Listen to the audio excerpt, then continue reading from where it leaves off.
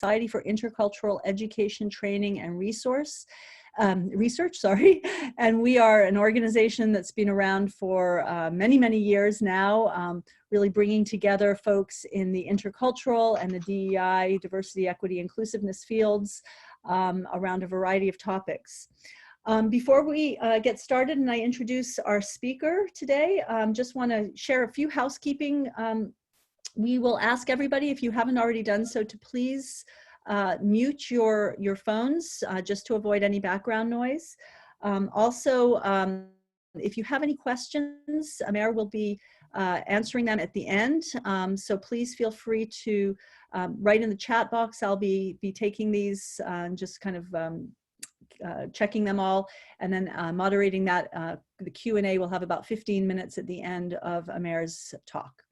So without further ado, would like to welcome and introduce Amer Ahmed, who is our speaker today. And Amer has been involved with SIETAR USA for many, many years now. He's been a presenter at many of our conferences, and most recently was one of our keynote speakers at the Atlanta conference last October.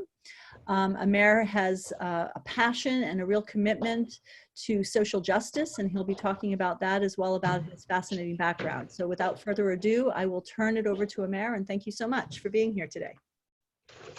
Thank you. Buenos dias, buenas tardes, buenas noches, depending on where you are in the world, everybody. Welcome. I really appreciate you taking the time to participate in this really important topic. I have been bridging the work between the intercultural field and the U.S. diversity, equity, and inclusion field for most of my adult, my professional life. And I'll share a little bit about that, and we'll spend some time on frameworks. You'll have some opportunities to ask some questions at the end, but if along the way you need some clarification, feel free to share some of your thoughts in the chat box. A little bit more about my background. My family's Indian Muslim immigrants to the United States, a minoritized population in the country of India, actually certainly marginalized currently. My father came from a rural village with limited access to education. He got a rare scholarship, which gave him access to higher education and eventually led to our family being able to get access to the United States. So I was born and raised in the US with my cultural and religious values of my family, my immigrant family, and I was raised in Springfield, Ohio, a prototypically post-industrial United States city in which many blue-collar jobs from factories went away over time, a city that's economically and racially stratified, like much of the Midwest of the United States tends to be.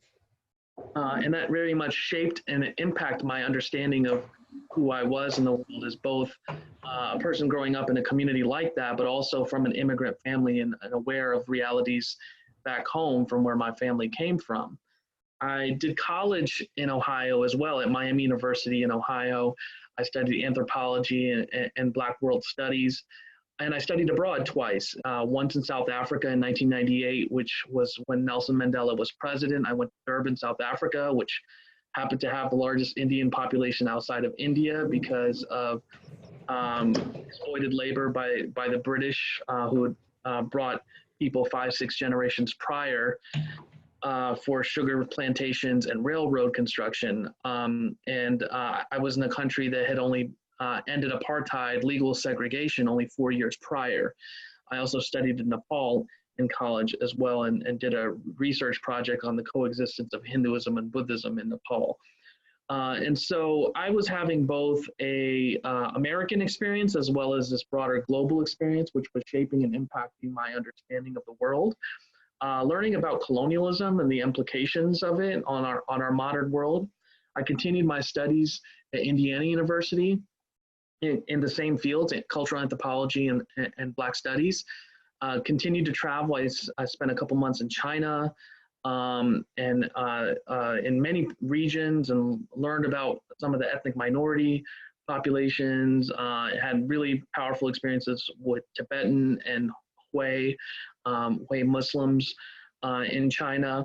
and also during that time was when 9/11 happened, and I was actually the public relations officer for the Muslim Student Association on campus, and I ended up being the unintended face of the Muslim community on campus. It was a time in which to be an American Muslim dramatically, what that meant and what it represented dramatically altered after that.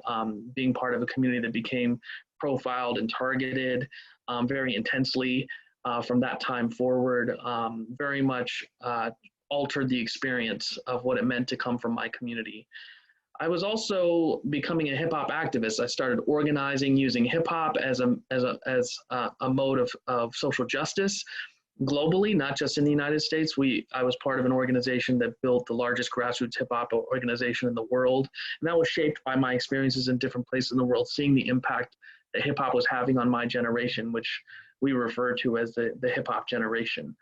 And so those experiences of connecting with people from a diverse array of communities and backgrounds and experiences, and seeing art and activism as a mode of creating change and addressing the voices on the margins, very much underpinned my philosophy and my approach to what I wanted to do with my life going forward. Eventually, I got hired running multicultural centers, first in Dubuque, Iowa, where I actually caucused in 2004.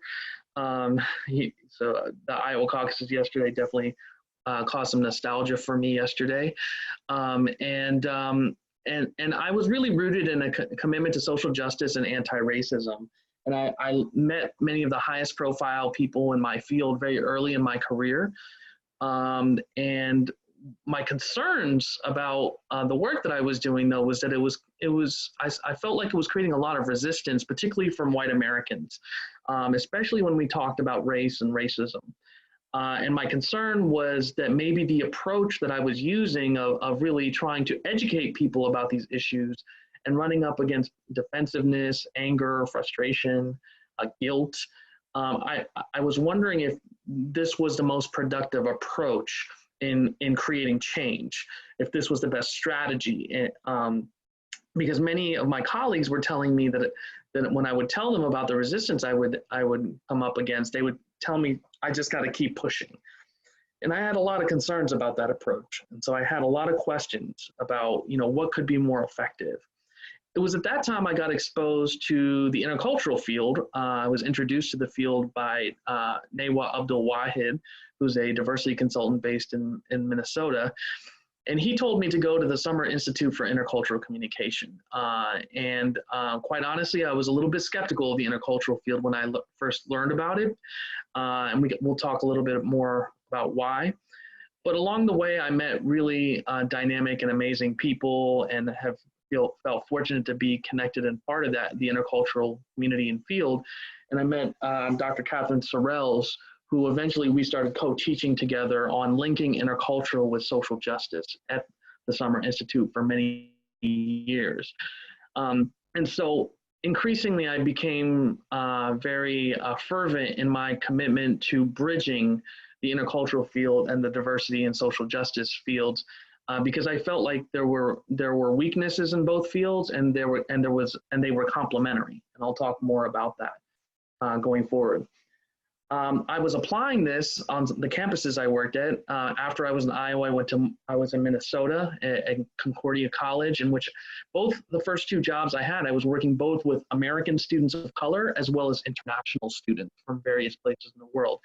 And so that created opportunities for me to be able to create connections across those different populations that tended not to occur on many college campuses. And oftentimes that work that I was working on with both of those constituencies oftentimes is bifurcated. And as a result, the work of diversity, equity, and inclusion in many organizations and institutions tends to be structurally positioned in a very different place in organizations than the global, international, / intercultural work. And so it's really important for us to understand that functionally is how it plays out, even if you have critical intercultural theorists putting out very interesting concepts and ideas and theory. On a practical level, it was playing out in a very divided way.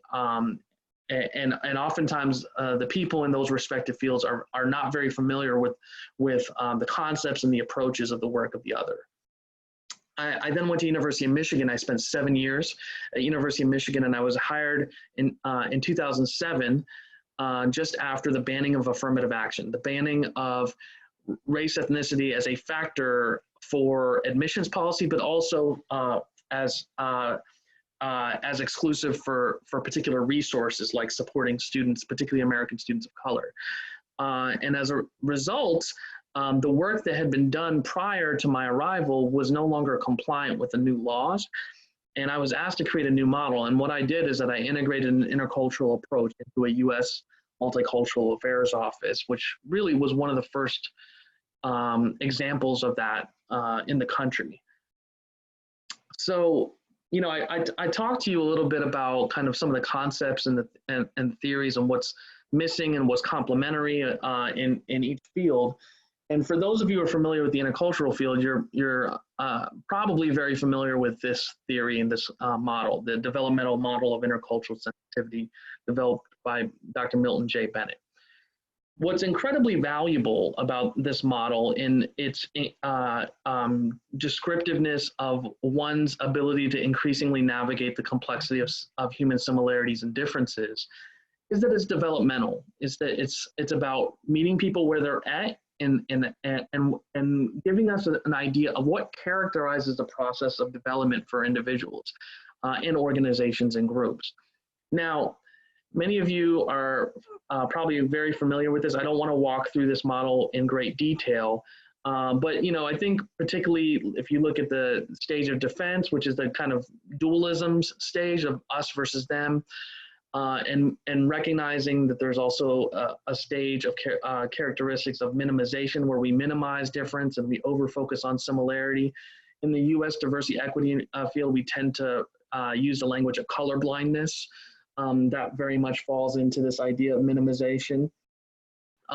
Acceptance is where we recognize that diversity is good, that we're similar, we're different, that's a great thing, but there might not be any behavioral component to it, which is where we get to adaptation. Now, in adaptation, it's really important. This is where a really important area to distinguish where some of the conflicts between diversity, equity, and inclusion and intercultural ends up playing out on a theoretical and conceptual level, even on a practical level. So at adaptation, interculturalists tend to talk about code switching and the value of it and how we communicate differently in different contexts and situations and adapt our behavior based on the context in which we're in. Well, one of the things that when you come from a historically marginalized or minoritized population is that we recognize the fact that this is something that, like for myself, speaking for myself, this is something I've always done. There's never been a time in my life in which I wasn't adapting and code switching and communicating differently. The moment I stepped out of my house that I grew up in, I was communicating differently than I was communicating at home. And so as a result, this process of development, as it's characterized in this model, sometimes rings hollow for individuals who feel like they never necessarily went through this entire process, but they were already in adaptation from the beginning because they always had to adapt to a dominant culture or society. And so this creates frustration because the major thing that's missing is a power analysis, to be able to say that there's inequity in who is having to adapt in the world and who is not having to adapt. And that's the work of diversity, equity, and inclusion is very much providing a very strong analysis about the way power functions around who is being positioned in a way in which they're being forced to have to adapt to a dominant way of operating versus those who benefit, and oftentimes in ways in which they don't even necessarily realize or perceive. In addition, the diversity, equity, inclusion field tends to historicize and talk about the historical context that creates that power imbalance. And again, if we look at the intercultural frame, we're not necessarily seeing a deep theoretical acknowledgement of a power dynamic. If we look at the theoretical trends that underpin the intercultural field, you don't see a explicit power analysis really laid out. And intercultural as a theory is really a constructivist approach. The idea that every experience piles on top of every experience, on top of every experience, and that the individual has the agency, the ability to negotiate all those different experiences to be able to understand who they are in the world. But what it doesn't account for is the way power presses on our negotiation of our identity and creates pressure about how we negotiate all those different experiences we've had, and oftentimes negates parts of our experience, which results in assimilation. And that is what the social justice critique of the intercultural field tends to be, is that it's not accounting for the way in which power is pressing on people's identity.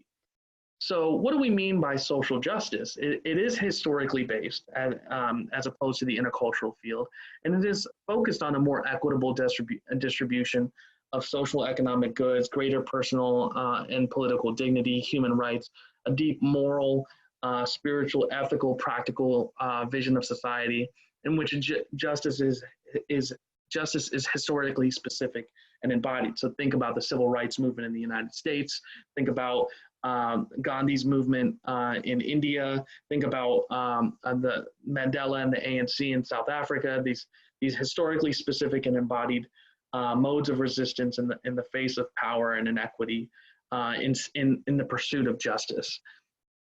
Diversity, equity, and inclusion work talks a lot about social identities, the ways in which social constructs in societies exist, and that there's power associated with those different social identities. This is kind of an old model in that field and in that world, in which it looks at all these different kinds of social identities. And actually, if you notice, there's not actually an intersection with the personal attributes and characteristics and personal identity, which has evolved and changed since then. And I'll show you a more modern example soon. But what's also really important in the diversity, equity, inclusion frame is what the experience is at the intersection. So where those different, where race, culture, gender, religion, all those class, all those social identities, sexual orientation, all those social identities that you see, that there are specific experiences at the intersection of those. So there's a difference between the experience of being a woman of color who sits at the intersection of gender and race and in a historically marginalized identity that is different than what white women experience. And then if you might be queer identified, if you're not heterosexual, then that there might be even a further marginalizing experience. And oftentimes this ends up showing up in sociological data in terms of how we see violence and death rates be higher for some people with these various intersections. And so it's important for us to understand there are specifically embodied experiences at the intersection. And so that analysis, the diversity, equity, and inclusion work tends to pay attention to is really important and salient in that approach. So this is a more modern version of the same thing, and you see more of an intersection and connection between the personal and social, but it's just trying to get at that complexity.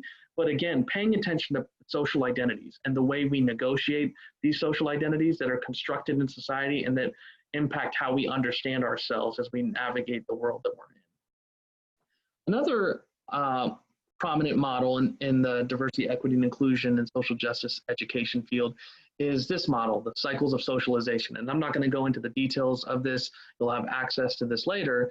But what this does a really great job of providing analysis of is the ways in which we're socialized into these social constructs, into our biases, into our way of understanding who we are in relationship to institutions, in relationship to culture, in relationship to the people around us, and the ways in which their pre-existent notions get forced and reinforced into us. And then we then end up replicating and embodying in the absence of taking action that interrupts that pre-existent cycle. And actually, there's even a further model that's called the cycles of liberation that goes down that alternative path of when we make an intentional choice to not perpetuate this cycle, to interrupt this cycle and to create alternative opportunities and realities what does that cycle look like when we actually move towards liberating ourselves from being limited by the ways in which institutions oftentimes socialize and marginalize particularly particular groups and identities and backgrounds. Another important aspect of diversity, equity, and inclusion work and social justice education is thinking about the process of how we come into our understanding of what these social identities mean. And so you could do this around any social identity. But the idea is that we're not born into the world with a knowledge of these social identities. I have a 3-year-old. He's completely unaware of his racial, ethnic, religious, cultural orientation. He's not aware of what these social identities mean to him. But there's this process in which one passively accepts how we're socialized into the world to understand ourselves as part of this, oftentimes by our family, but also by, again, society and institutions. And so we go through this process of passive acceptance and then active acceptance. We start to say, yes, this is what I am. This is a big part of who I am. I make this social identity makes up who I am. This culture, this race, this ethnicity, this sexual orientation, this class that I'm in, whatever the social identity might be, we start to actively understand that that's part of who we are. But then we start to question it. We go through a passive and active resistance of it, and we start to contest and say, wait a minute, this is kind of limiting. This doesn't really tell me, this really doesn't capture all of who I am. And so then we go through this process of redefining what it means to hold that social identity in relationship to who I am, how I understand myself more broadly and holistically beyond that, beyond the limitations of what we've been told these social identities mean, what it means to be a Black man, what it means to be Latinx, what it means to be of a particular class, and so forth and so on. And then we internalize and synthesize that into our understanding. So these are really important concepts. And one thing that I really want to make clear, and this is really important for the interculturalist, is that because oftentimes, and I'll get at this, oftentimes when we hear the way we talk about these things in the United States, oftentimes the response is, yeah, but that's very specific to the United States. I would argue that social identities, social constructs, and power inequities, and this process of negotiating what these social identities mean for us happen everywhere in the world. Now, the constructs might be different in different cultural contexts and societies around the world, but the question of whether or not we actually go through these negotiations of these different social identities, that very much occurs everywhere. And there's always some type of power dynamic as related to these social constructs, socially constructed identities. There's agent identities in which we have more access to social power. So one that is true in most places in the world is around gender. Being male identified as an individual usually means you have more access to social power that's unearned, that's benefited. I can't apologize for it. I can't change the last 10,000 years of human history, but it is important for me to acknowledge that I benefit from that in ways that I don't really even intend to. And then our target identities are the areas in which we have been historically and systemically marginalized. And so for me, that tends to be around ethnicity, that tends to be around religion, particularly in the United States context, right? And our tendency is to notice the areas in which we are targets. We tend to notice the areas in which we're marginalized, but we tend not to notice as much the areas in which we're agents. But the reality is that most of us, almost everybody, are both targets and agents at the same time around different parts of our social identities. So again, these are really central concepts to the work of diversity, equity, and inclusion in the United States. So how do we think about bridging this divide and taking advantage of the complementary strengths of each approach? We need to bring them to one another. So how do we go about doing that? First of all, we need to acknowledge that there's resistance to intercultural from the diversity, equity, and inclusion field. And what is the primary critique is that the intercultural field often dehistoricizes and lacks an explicit power analysis in how we understand the world that we live in today. And as a result of that, the privileged group inherently benefits from the interaction, from the engagement across difference when we don't account for that, and the marginalized don't. And this creates questions of who really has access to the resources and to the opportunities that come from engagement across difference. The intercultural field tends to be viewed by diversity, equity, and inclusion professionals as international work.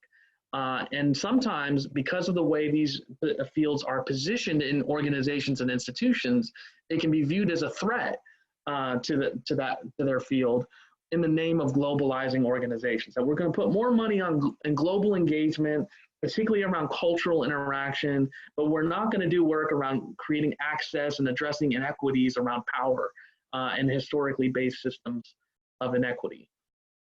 And diversity and social justice often are dismissed by interculturalists as US specific, as I mentioned earlier, and not relevant beyond the United States, particularly with regards to race.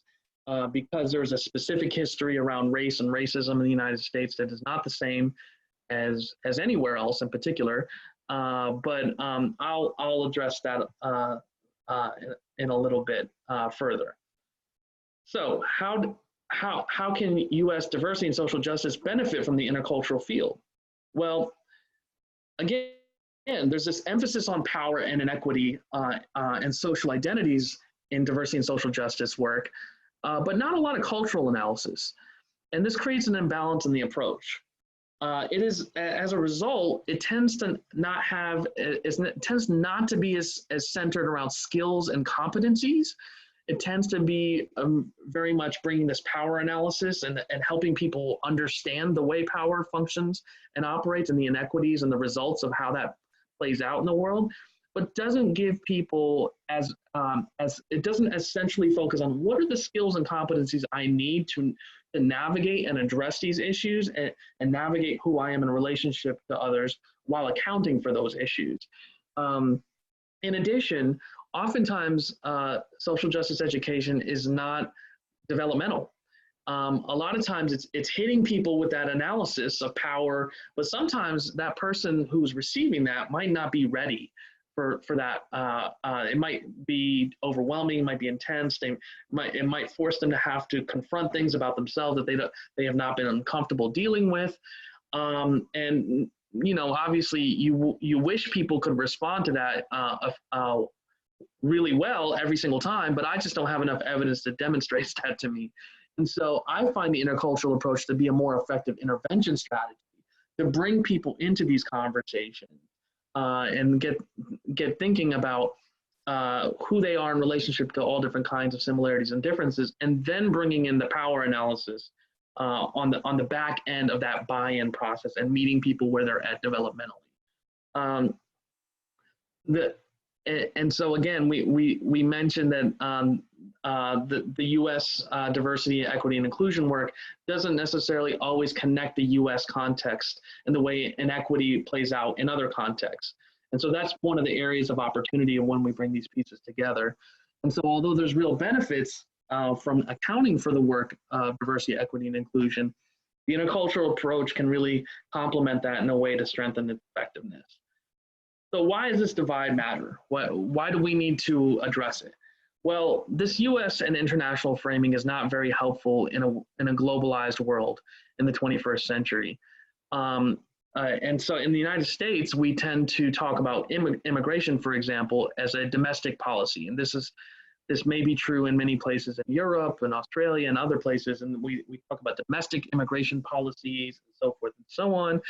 But the reality is that immigration is a global issue. It is about these push and pull factors that are playing out in the world as a result of corporate globalization and capitalism that are causing people to move, impacting people's negotiations of where they feel like opportunity is in their lives, where they feel safe, where they feel like they need to go to as a result of constantly changing global realities and dynamics, including climate change right now.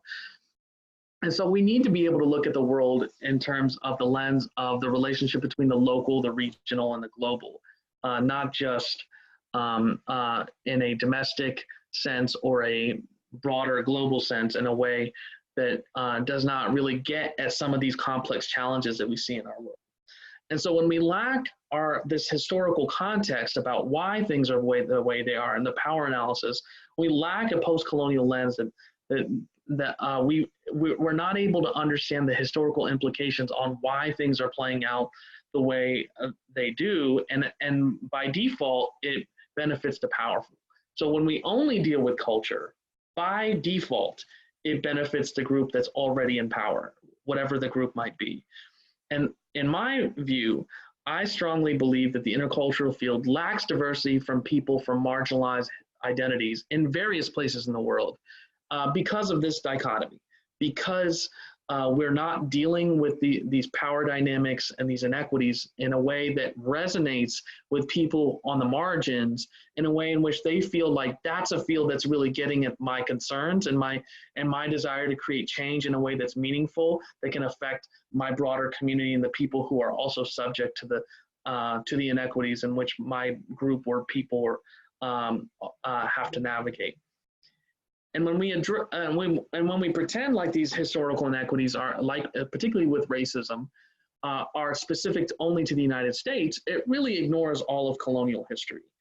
I really think that we should have this map up every single time someone purports that racism is specifically to the United States.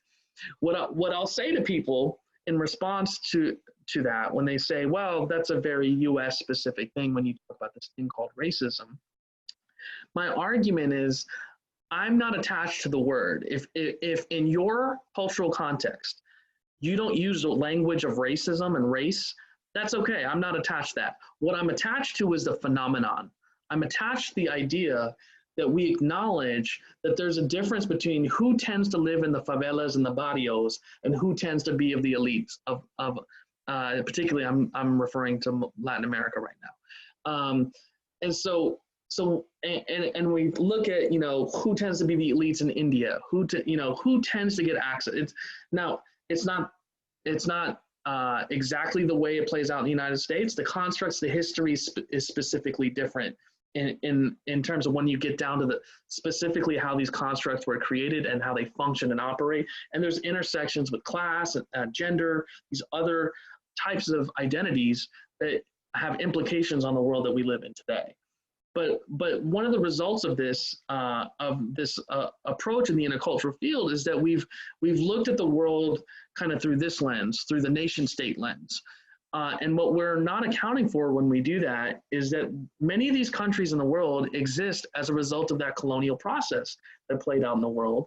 And as a result, we don't acknowledge the fact that many of these countries were strategically divided to marginalize particular groups of people and to diffuse power and empower some groups over others. And in the process, we invisibilize a number of groups.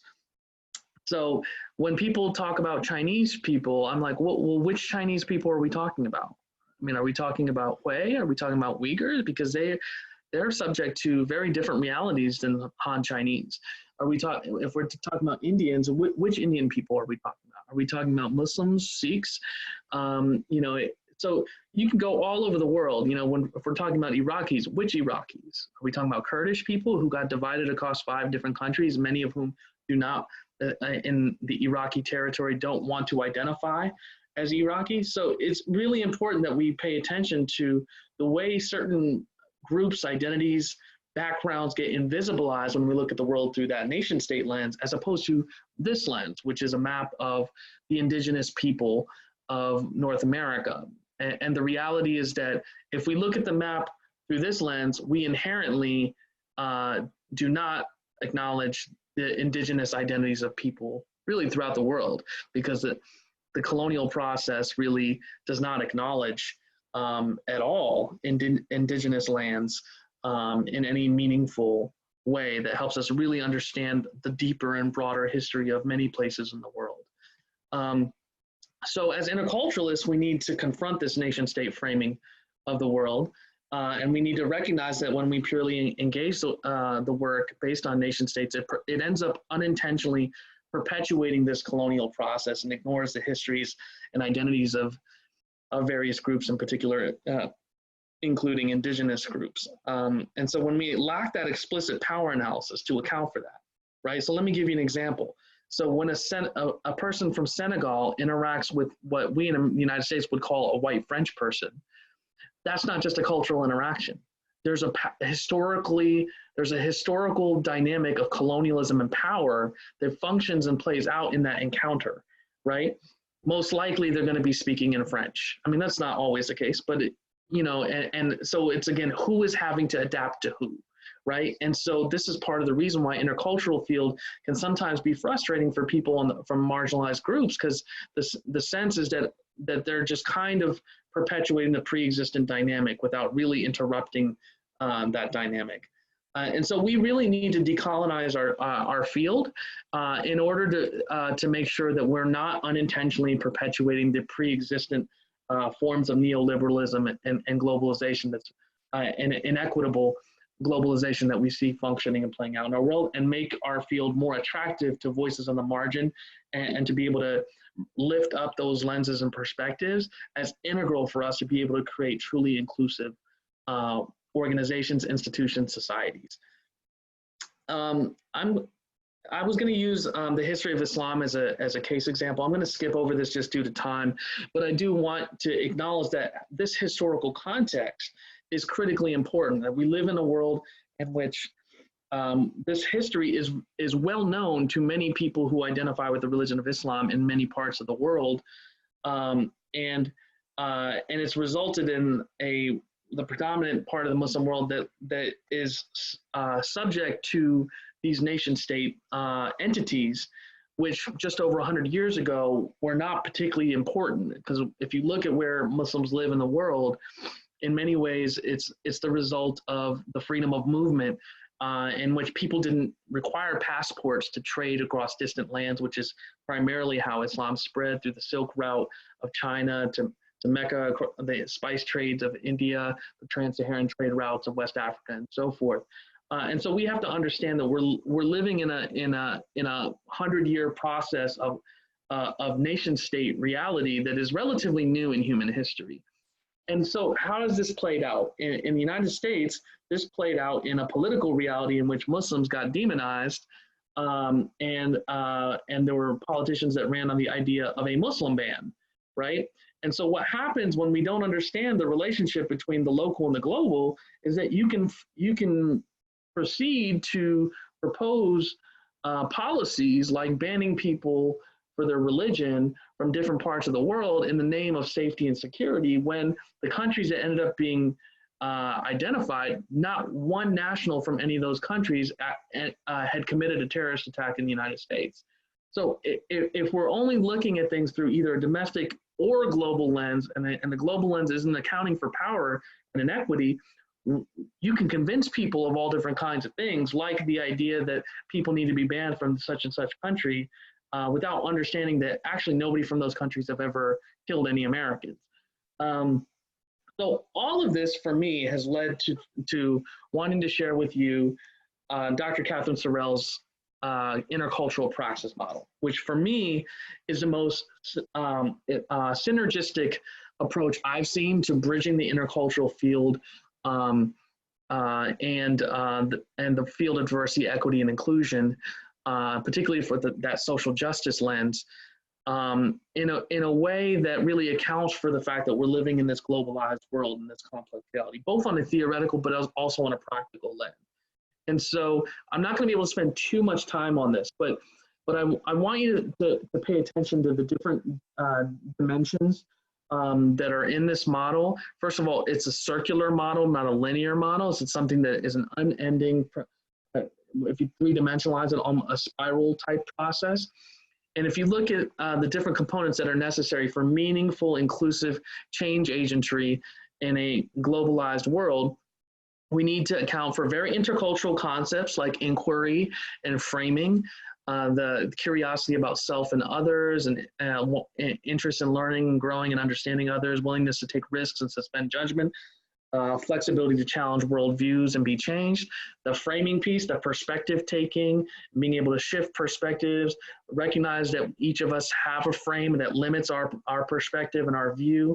And if you notice, there's the accounting for the micro, the meso, and the macro. So I like to think about it like Google Maps, that you have a different level of context and specificity depending on how much you zoom in or zoom out, depending on how you're looking at things, and how limited or wide your frame might be as you consider different contextual realities.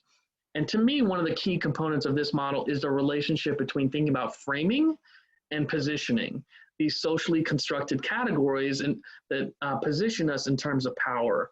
And how do we consider how we're positioned in relationship to one another when we're accounting for that, right? How does the white French person account for the historical inequity in the encounter with the person from Senegal, right?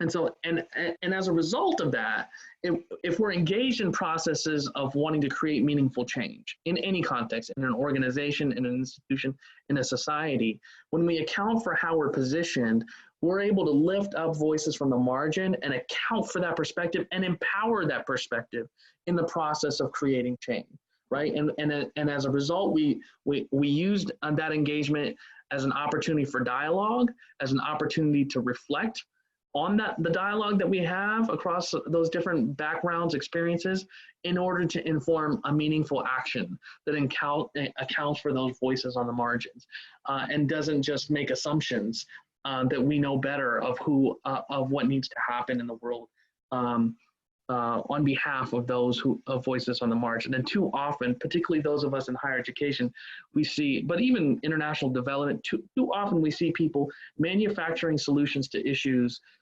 for others. And we know that that's had disastrous implications for many people in different places in the world.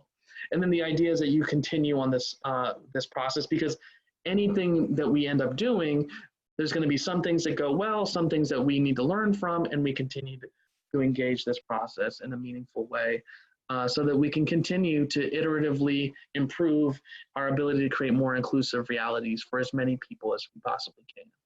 So again, I'm not going to be able to go into too much detail. Catherine Sorrells and I used to spend 5 days with this model with folks at the Summer Institute for Intercultural Communication. I'm happy to answer some questions and we can talk about it. But lastly, before I go, because you may be trying to think about practical examples, how do you apply this to your work?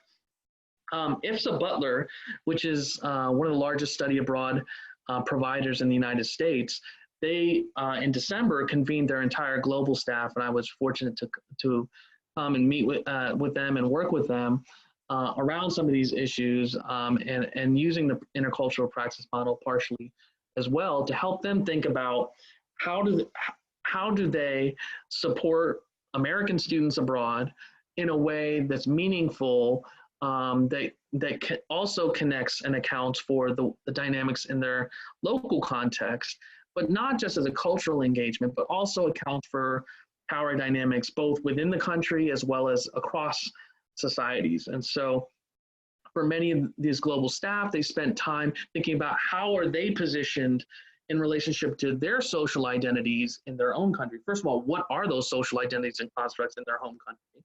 What in which power may be inequitable based on historical dynamics? How are they positioned in relationship to that? But then they spent some time thinking about what's similar and different for them about that as related to the United States and where these students are coming from, right? And maybe there's a historical dynamic between the United States and where where these people are working, and really needing to account for that too, right? So that when American students are showing up and they're having certain experiences, they can be supported, but also sometimes American students are showing up and saying, hey, this is racism and this is that and this is that, and unintentionally become the American abroad telling other people who they are. And the global staff being able to say, well, here's what's similar and what's different about that. Because oftentimes the American students are using their US frame and applying that to a different cultural context, right? And so that's an example in which that organization is building capacity right now to be able to better account for these dynamics in their work, because they've been, like many study abroad providers from the United States, are bumping up against these dynamics all the time. And so I'm really excited about our field building out this work over time in a number of different organizational, cultural, societal, and institutional contexts. And I'm really honored to be a part of it. And I look forward to talking to you further about it in the Q&A. So thank you very much, and I'm excited for your questions. Thank you so much, Amer. This was wonderful and definitely a lot of food for thought. So want to just invite people at this point to either write in the chat box if you have any questions, or to unmute your phones if you'd like to ask anything of Amer. And we have actually quite a bit of time left too, so so feel free to take advantage. Hello. Yes, hello. Go ahead, and maybe just identify yourself as well as your if you've okay. So my name is Georgette Small, and like the speaker, I'm Caribbean. My maternal grandmother was South Asian. I have relatives from everywhere, every race almost. I've lived in the Middle East, Africa, Europe, Asia, Canada, and now I live in the US. So firstly, I do appreciate a lot of the things you're saying. It does resonate with me. But I guess for me, there's a couple of things that I have that don't sit well with me, because as I've traveled the world as a Black woman, which I clearly am, I found that the place that I saw Blacks most prosperous economically, socially, was in the US. When I was in the Middle East, all the Arabs had workers that looked just like me. All of their servants looked just like me. They were all shocked that I was so well educated, that I spoke so well. I remember walking into a store, and this Lebanese lady and I bumped, and she expected me to walk out of her way. And I didn't. And the storekeeper was a young Lebanese woman. That's how I know she was. And she said, "Yeah, I apologize for that. This is just, they're not used to this." And I'm like, what the hell? Yet you come to America and you're all, let's be people of color together and let's partner and fight the evil colonizer. And I'm like, I don't think so. I'm not going to be your friend here, and then you're going to go back to your country, and then you're all stepping on my head. So I object to the term POC because of that, because we're not all the same. South Asians and Asians have a much easier time in America than African Americans. They have a much easier time in Africa. So I work with universities, and I was, there's a university, Ashaka University in India, where a lot of African students go, and they get beat up and killed by, I'm sitting there with my cousin who's totally Indian. Question, I'm sorry. Well, my question is this: why should we be partnering? I mean, you're saying, I have a hard time listening to you tell me about issues when and you're talking about issues in America, when really this conversation should be happening in China, in India, where the majority of people in the world live, and there's blatant racism towards people of color.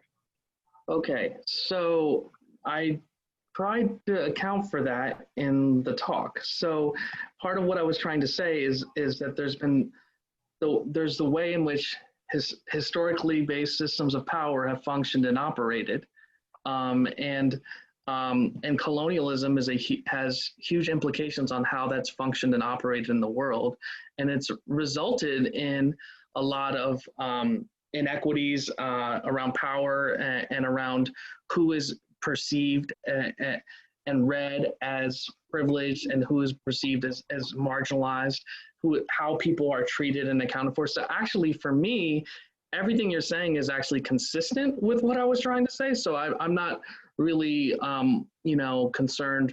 I mean, I'm not really understanding, where you saw the incongruence in what I was saying. My dissertation work is around Islam in Black America as related to going back all the way through the history of going back to trans-Saharan trade dynamics. I understand that there's a global racism, right? That's a way in which I understand it, right? I also understand that there are many people that contest the idea that racism is a global phenomenon, and that the way we talk about it in the United States is specific to here, and that it's arrogant for an American to go elsewhere and tell them elsewhere that it's racism. What I said is that what I don't want to escape is the phenomenon. Yeah, I appreciated that. I thought that was poignant, and I agree with that. Right. I'm just saying that, are you going to your Muslim community and addressing racism in that community? Okay, so yes, And many Black Americans and others are Muslim too. Again, that's literally what my dissertation research is about. And part of what happens, and again, this was a 45-minute talk, part of what happens with regards to the colonial process is strategically pitting minoritized and marginalized groups against one another to diffuse power in order to keep certain groups in power, and then not seeing the missed opportunities of solidarity. And so there's narratives that are pitting groups against one another intentionally. I agree. You're right. I do agree with that. But I guess what I'm saying, I grew up in Canada and the UK and Africa. So for me, I constantly see those tensions between, as I said, my ancestry, which is South Asian and Caribbean. And I hear what you're saying, but I also feel that there's a lot of leveraging by South Asians off of the platform that Blacks have given them in this country. And that's what I see a lot of. Right, which is directly tied to the way the colonial process is functioning and operating. And again, the entire process is about is marginalizing people, but then giving people different positions in relationship to that broader power, whether you're the Tutsis, the Hutus, whether you are the Irish indigenous servants or the African indentured servants in the United States, and then later the process of transitioning to Atlantic chattel slavery versus the Irish indentured servant getting freedom, right? I'm well aware of that. We're just not going to be able to cover this and still cover the broader conversation. So, you know, I don't, you know, I want to make sure that we're creating time for other people. Okay, I can continue the conversation with you at another time, but I just wanted to make sure you were aware of that, because I hear what you're saying about how other groups, that's part of the narrative, but it's very much a part of the narrative with the South Asian, and there's a lot of tensions there, but I'm South Asian. Very strong. I'm well aware. I'm a South Asian who studied Black Studies. I'm well aware of the reality. I mean, we can't cover every single nuanced dynamic and reality in the world. What I'm trying to give people is a framework for how to think of and engage these things, so we can develop processes that change these dynamics. Okay, thank you so much. Yeah. Hello. Yeah. My name is Jorge Bertram. Can I ask a question? Yes. My name is Jorge Bertram. I'm in cross-cultural management. I'm a visiting professor at the University of Lisbon. I live here now in the United States, and I'm American. I grew up in Puerto Rico. I traveled all over the world, spent a lot of time in Karachi, West Africa, etc. I have 2 points here. I like your dissertation was interesting. I don't agree in everything, but I just want to bring a couple of points here. Regarding with the cross-cultural management and diversity, I think you're missing a point here. It's the origin of cross-cultural management. The origin of cross-cultural management was a need from the business sector, okay? It was not a need coming from social justice or inequality, okay? Yep. Since Hofstede started, he started, you know, from working for the IBM. And I'm gonna give you an example. When I was doing my, can you listen? Can you hear me? Yeah. When I was doing, helping my professor for my thesis in Portugal, we were dealing with an issue, a cross-cultural issue in Holland with the Heineken brewery. You know, the Heineken brewery has a brewery in Mexico. So we had this engineer, Mexican engineer, who was of indigenous descent. He was not a white European Mexican. His issues in Holland had nothing to do with his skin color or whatever he came. His issue was the way he behaved as a manager, because he had the same skill set as an engineer, as a Dutch engineer. So you have to separate that, because in cross-cultural management, socially, they're more or less equally because they're being educated. And that's what separates a lot from the case of diversity and stuff. So you're not being very, you know, fair with the cross-cultural. It's about a time thing. It's about a time thing. I'm well aware of the fact of the history of cross-cultural, and actually that's the reason why that different historical trajectory impacts the framing, right? But what has occurred over time is many interculturalists have framed intercultural field as addressing bigger issues than just what than that basis at the historical origin. I agree with you. I just want to make that, to make it very clear. Second, absolutely. And the U.S. diversity, equity, and inclusion field came out of civil rights movements and social justice movements, women's correct. And LGBT movements.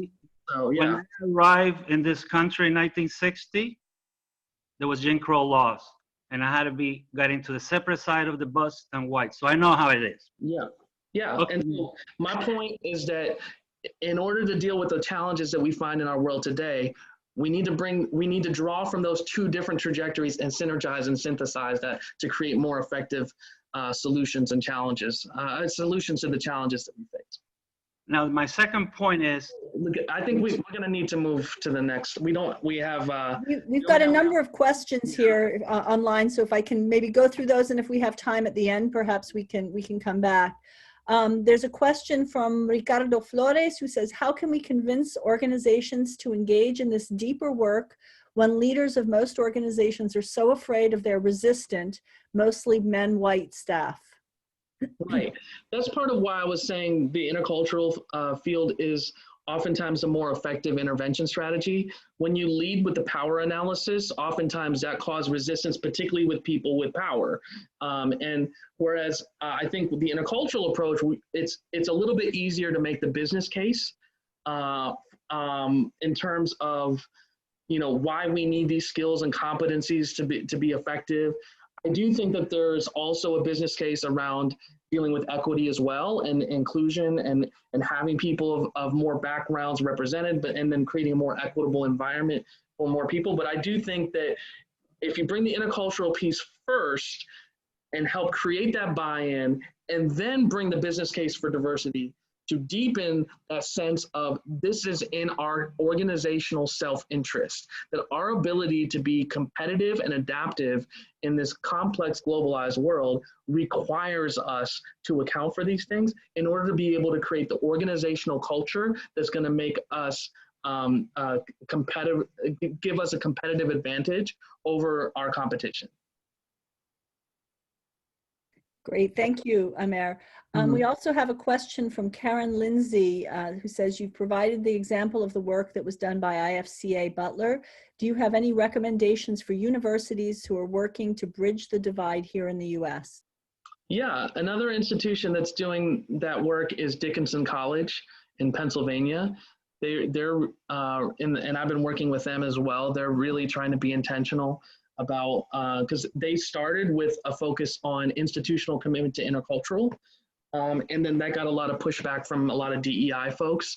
And so as a result, I engaged them in a conversation, and really we've worked with this PRAXIS model, and now they're developing and beginning to implement a more synergistic approach to those pieces. So it does really require your global engagement people working more closely with the diversity, equity, inclusion people, and helping each other see the value of what each other's doing, and then thinking about what are some practical ways in which we can work together that leverages the unique trajectories of people that we have engaged in higher education in order to be able to enhance learning more broadly, right? To get our students more deeply engage the global challenges that we see in our world today in a way that still honors and respects the issues within the United States. Another institution that I know is doing that work is Agnes Scott College, which is a women's institution in Atlanta. And there's other institutions that are trying to go down this road, but those are two institutions I can point to that I know have been working on this. Great, thank you, Amer. We have a question from Rebecca who says, thank you so much for your presentation, truly valuable information that you've shared. My question is, I work in an institution where intercultural programming and DEI programming work separately. I'm wondering, is it possible for the two to operate this way successfully, or is it important to bring the two together? Would you agree that the way it is being done at my institution is not being done responsibly? I would agree that that is the case at most higher educational institutions in the United States. That work is being done separately in structurally separate ways. They're oftentimes positioned in very different parts of the institution. I also believe strongly that you can't just bring these pieces together haphazardly. It requires a level of intentionality. It requires that grounding and understanding, respect for the approach, the historical trajectories, as Jorge mentioned, respect for those historical trajectories of the work of each field, and the opportunity and the missed opportunity in the 21st century when we don't find a more synergistic approach that accounts for what each field is bringing to the table, and the missed opportunities for our students. You know, what is missed from American students of color when they're not being able to, when they're not getting access to study abroad opportunities, when American students in general are not getting, cultivating meaningful relationships and understandings of historical trajectories with international students. And what are international students missing when they're not learning and understanding some of these things? And so there's a lot of dimensions for what's involved with bringing these pieces together, but I think it's about going down. That's why I try to Dickinson and Agnes Scott as places there. It's a long process, but it requires an intentional collaboration and a respect for one another's work. And the leadership of those areas working with other more broad leadership about why it's important for those areas to work together and being strategic about implementation. Okay, I have a very basic question, more organizational. Will there be copies of the presentation available? So will you be able to share this? Okay, great. And then let's see, we also have one from Kristen Wong. As a past attendee of SIC, I have regularly used the intercultural frameworks to apply in corporate in the US, which has been well received, albeit slowly. SJ is a concept that I have not been able to be upfront about in the DEI strategy. So we've learned to integrate it into the intercultural design. In a way, being more covert until the leaders are ready for more. Do you agree with that approach? Yeah, so that's exactly what I mean by intercultural as an intervention strategy. It's just really important to have the consciousness that you have of the fact that intercultural alone isn't going to interrupt some of these dynamics, right? That it may be more palatable and it may be more receptive, and there's a reason why it's more palatable and receptive to certain individuals, in particular in high levels and positions. And then we bring in these other pieces, and you can assess, if you have that level of intentionality and understanding, you can assess how explicit and covert, but what I do not want to lose in the work is the phenomenon, the dynamic, the realities. And it's an organizational interest in the 21st century to account for those inequities, because it's impacting recruitment and retention. It's impacting their ability to be adaptive to the needs of whatever their customer base is, whether it's students, whether it's consumers, whatever it is. And so, yeah, I mean, we have to tailor it. We have to find ways, but what I don't want folks to do is to use intercultural in a way that's not accounting for that. Great, thank you. We have a couple of other comments too that haven't been addressed yet that I'll just share, and then we can also open it up if anybody else wants to speak live. From Cassia said, I appreciate the presentation visuals, context so difficult to bridge and valuable. Thank you, I've noted those also. And I appreciate Jorge Bertrand's note that managerial skills may have huge impact. And I would note that managerial skills often rely on different cultural assumptions about teaching, nurturing, or punishing openness to the new. We need all of our special areas here, areas of focus, to add research and share, and so we are here working on it. Important addition, thanks. Don't just try to push the different sections together arbitrarily, but do it so with intentionality and respect for each. I 100% agree with everything that just got said. And we have a question here from Marissa Brown. Do you have any recommendations to introduce these ideas to a workplace that is predominantly white and with employees that are new to these topics? Yeah, I do that all the time. and I do think that, again, leading with foundational intercultural concepts. But if you noticed, when I introduced the DMIS, I account for that other experience, that marginalized experience, that sense that for some this isn't necessarily speaking to some people. because you want them to hear you account for that so that they know that you're not dismissive of their experience, right? That you're only catering to the white dominant narrative experience dynamic, because that's part of where interculturalists get dismissed by in the United States by many non-white people and others, is where there's a sense of like, this is really descriptive of a white or a dominant identity experience, and it's not necessarily speaking to my experience as marginalized.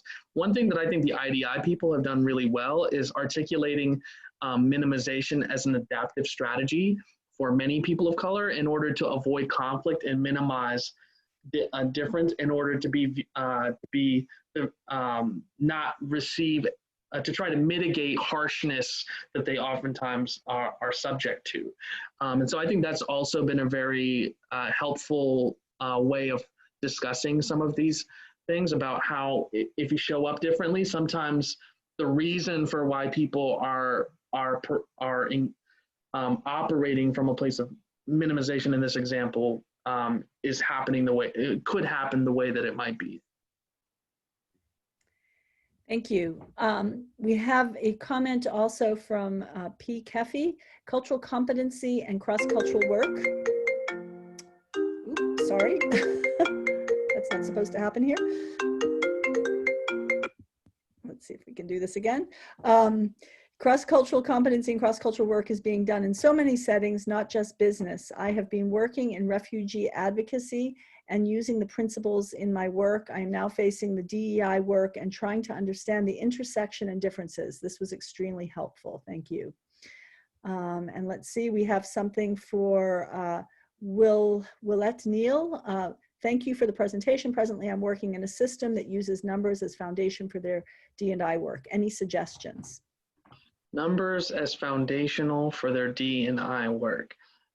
I'm a little bit confused about what is meant by numbers, but you know, in diversity, equity, and inclusion work, particularly in higher education, there's increasingly climate assessments that are occurring of how people feel and negotiate their experience of the environment, and that's been a data-driven approach.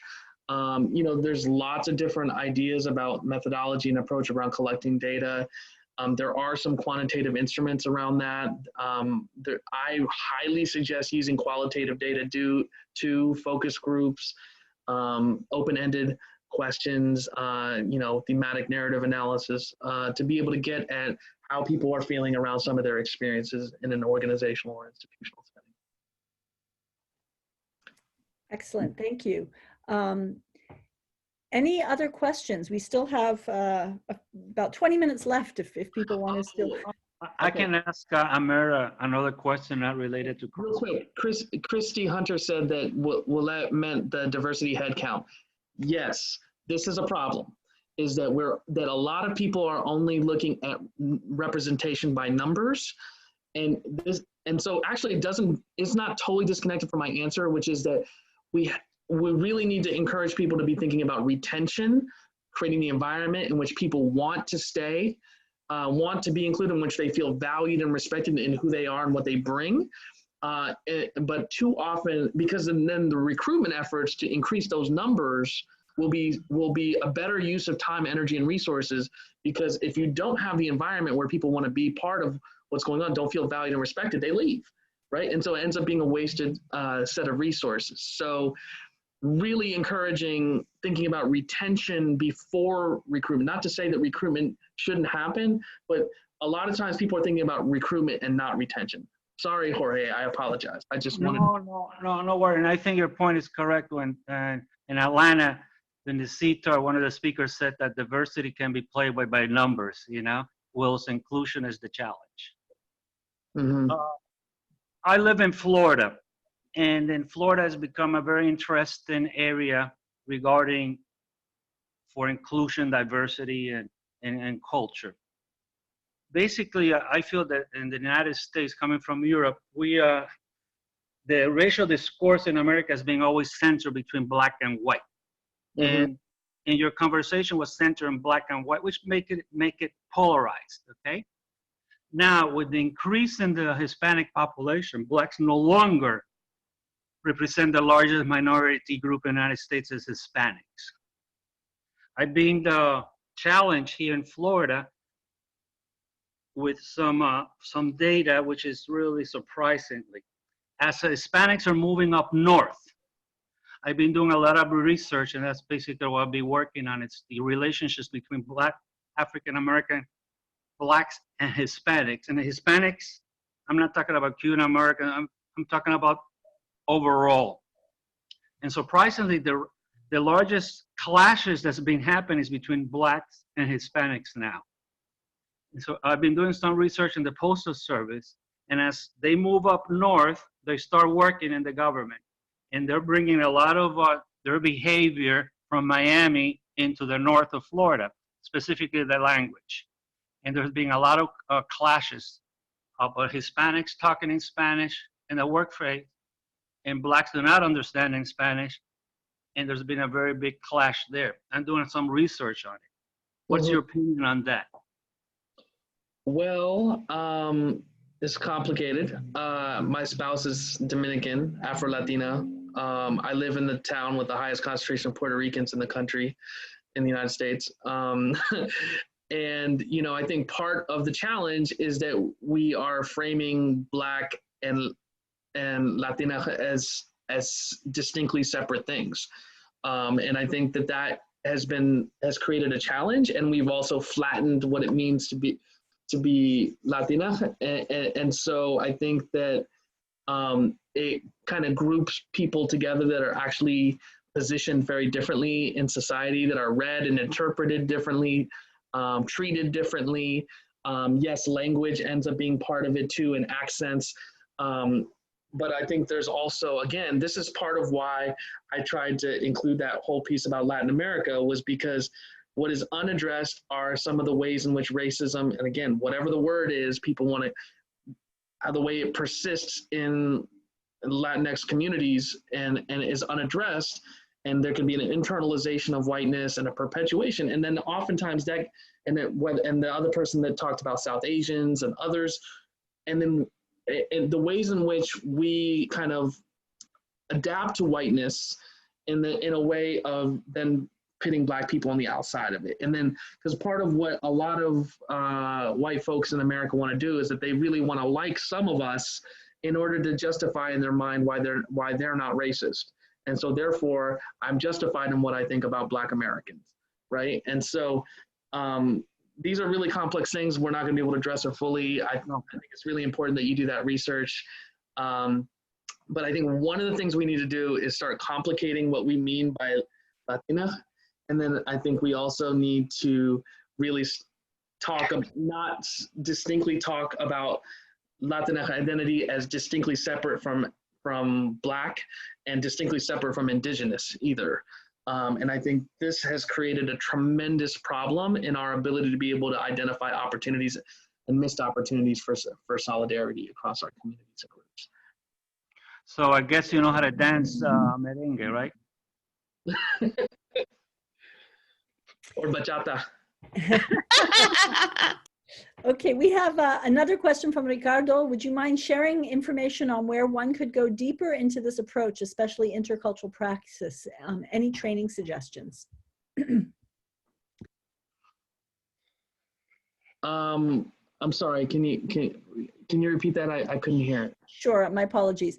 Would you mind sharing information on where one could go deeper into this approach, especially the intercultural praxis, and any training suggestions? Yeah, so Dr. Catherine Sorrells has a book called Intercultural Communication, Globalization and Social Justice. That's where she introduces the intercultural praxis model. There's a reader that has a number of contributors, including myself, that's co-edited by Dr. Sorrells and Dr. Sachi Sakamoto, that has a number of different, both theoretical but also experiential, like personal narratives, chapters. Practical level, I mean, quite honestly, a lot of this is being built out still right now. So what I'm encouraging is that for us as practitioners to start accounting for that, for starting getting grounded in a way that's translating into our practical implications. And yeah, we need case studies, and Dr. Sorrells is planning on doing writing a book sometime in the next year or so that's specifically on the praxis model. And then once she gets to that, she's going to solicit practical case studies from the field of people who are applying it. And so to keep an eye out for that over time. Great, thank you. We have another question from Marissa. How can you share some suggestions about how to increase retention on a campus that makes it everyone's job, but the retention office has almost no budget or is understaffed? Yeah. So, you know, this is a tough one. I do think that it ties into strategic planning and implementation. You know, it's really, really important that diversity, equity, and inclusion is embedded, and also global education, intercultural education is embedded into an overall institutional strategy around their strategic planning and initiatives in a manner in which every division of the institution is integrating a component of that into their own plan. It's ideal when you have an institutional diversity office or a chief diversity officer that has the ability to work collaboratively with those different areas to support them in the process of developing and implementing their plans, supporting them in developing benchmarks about how, so that there can be some metrics about what they're able to accomplish over the course of the plan. Long conversation and process. But I would encourage you to get familiar with the work of Inclusive Excellence. There's a white paper by the AACNU, American Association of Colleges and Universities, that introduced it over a decade ago. And then there's some different kinds of work that's being done around this Inclusive Excellence approach framework that can help institutions really connect this idea of inclusion to their overall academic excellence. Thank you, Amer. Mm-hmm. We have another question from Patricia. How would you suggest approaching DEI programs and organizations with bringing IC together? Yeah, again, I think it's really important to start at a strategic level. It's helpful when you have people in positional leadership power who have these areas as part of their portfolio coming together. There's an organization called Diversity Abroad that brings together senior international officers and chief diversity officers together. I think that's an important thing, but I don't think that's the only way. Again, I think there needs to be some broader, more senior leaders that are also involved and connected to those conversations, that are responsive to those in the organization that are trying to see this synergy and this connection come together and help make the case for why there's a challenge in bifurcating that work, but doing so in a way that doesn't compromise that work, because it starts with building trust. If you're on the international side of the house, building trust with your DEI colleagues and or vice versa, because there's a lot of distrust there in a lot of organizations and institutions. So it's really, really important to build those relationships so you can work together to help build that case more broadly and advocate it for part of the institutional/organizational strategy going forward. Great, thank you. We still have a few more questions, so we'll go until we don't have any time left. Thank you very much, Amer. Would you be open to any additional questions via email? This is from Jill. I'm joining from SIETAR, India, and it's quite late here. I would like to process all of the thought-provoking content with this talk and reach out to you at a later time. Absolutely, yeah. Okay, and we have another question from Kristen. Thank you for your caution about being careful on the approach to SJ. My colleagues and I have held the mantra of do no harm when teaching on the DEI framework, so we are responsible about when to push people outside of their comfort zones. If we push too hard, our process backfires. What have you learned from your mistakes that have taught you to reevaluate your design and facilitation process? That started early in my career when I was really doing anti-racism and social justice education without an intercultural lens. I mean, I just was finding so much resistance And so for me, the introduction to the intercultural field, and then, you know, my cultural anthropology background kind of helped me really absorb interculture very quickly, relatively. And I valued that, especially the interactiveness and experiential nature of the intercultural field, as opposed to cultural anthropology, which I found to be more static in looking at culture.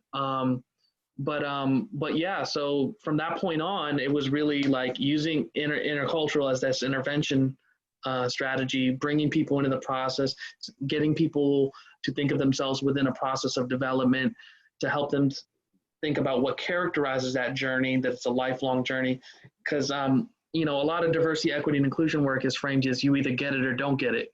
It's like, or now it's woke or not woke, you know? So it's like, well, if I don't get it, how do I go about getting it, right? So that intercultural approach really helps people see themselves within a journey and in a process.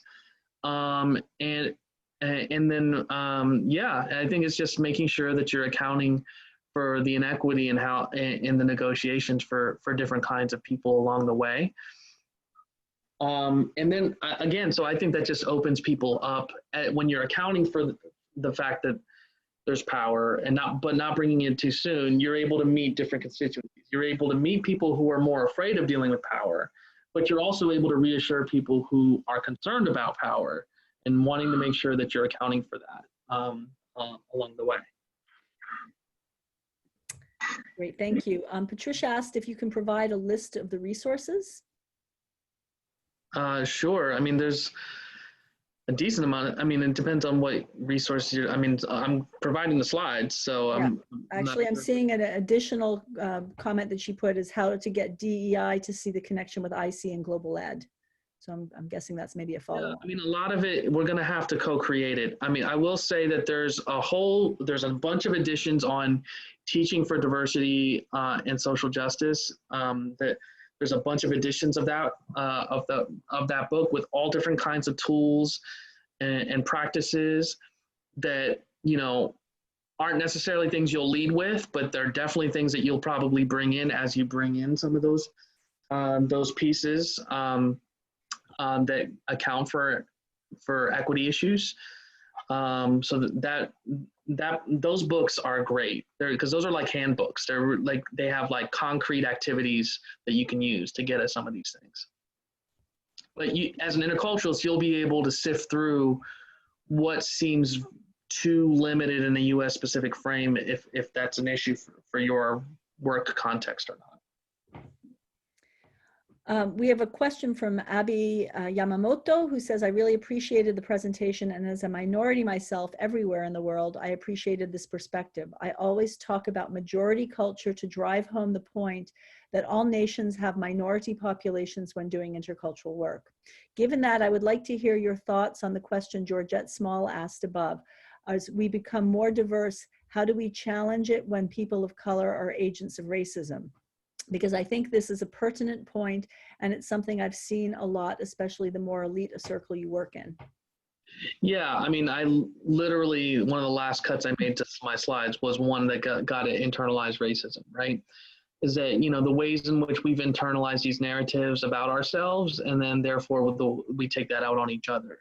And then in a capitalist system of competition and who's trying to get the resources within that system, it ends up causing people to enact that on others in order to play favor to those with even further power. And oftentimes that ends up being, you know, wealthy white people and high levels in hierarchy. And so, you know, I think that that is part of the reason why I've always valued social justice education, is because of the consciousness and the analysis to help people. I mean, for me, as a person who grew up in Ohio went to public high school that was, you know, disinvested, that was 40% Black, 60% white, and then there was me, and coming from an immigrant family and not understanding why things were the way they were and why my friends were having the experiences they were experiencing and what was similar and different about those different experiences for different people. You know, for me, it was really important for me to want to know and understand. That's part of why I studied Black Studies, was like, I need a better understanding of why things are the way they are. And so a lot of social justice education has that analysis, that has that ability to be able to help people better understand why things are the way they are, and cultivate a consciousness to be to really recognize why I want to be an interrupter of that dynamic, right? That it's not about just like what my family experienced in India as Indian Muslims, and therefore I don't have to be concerned about Black folks or African folks and whatever. But that for me, and then going to South Africa, it was like, oh, I'm part of a diaspora of people that was shipped and exploited. And that helps me understand what's similar and different about that dynamic and what's happened to African and African diasporic individuals throughout the world.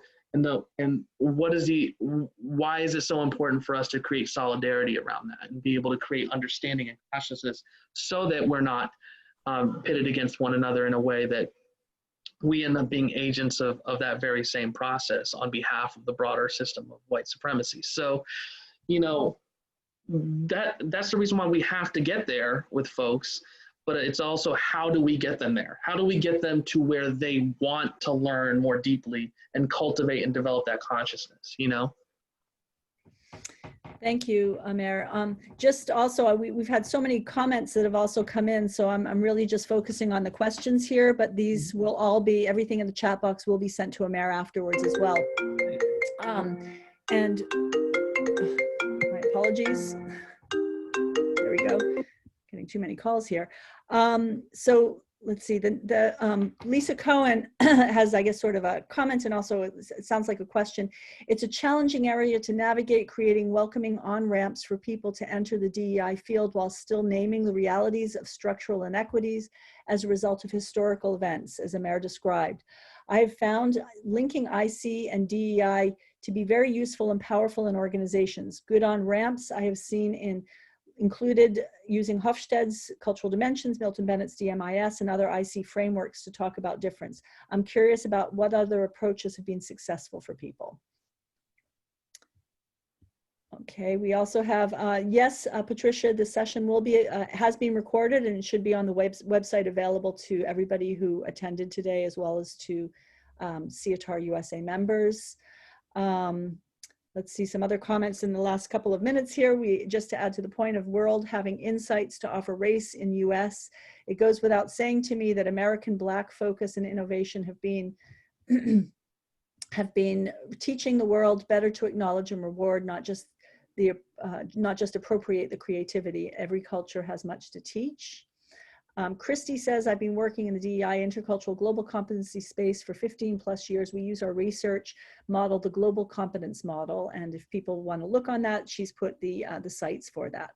So I think that we've pretty much come to the end here. This was a really incredibly fruitful discussion. Thank you so much for people's comments and questions as well. Thank you so much, Amer, for providing such an insightful and thought-provoking topic, which again, I think many of us are looking at ways that we can integrate more DEI and IC work, and coming from different you know, fields, it sometimes can be very challenging. So, so these will be available on the SIETAR USA website. I want to again thank Amer very much for his time in doing this. We will be having a webinar also in March. We're just finalizing the details, so we will be sending out an email about that soon. And we hope to see some of you there. Thank you to everybody for participating today. Thanks so much, everybody. Thank you.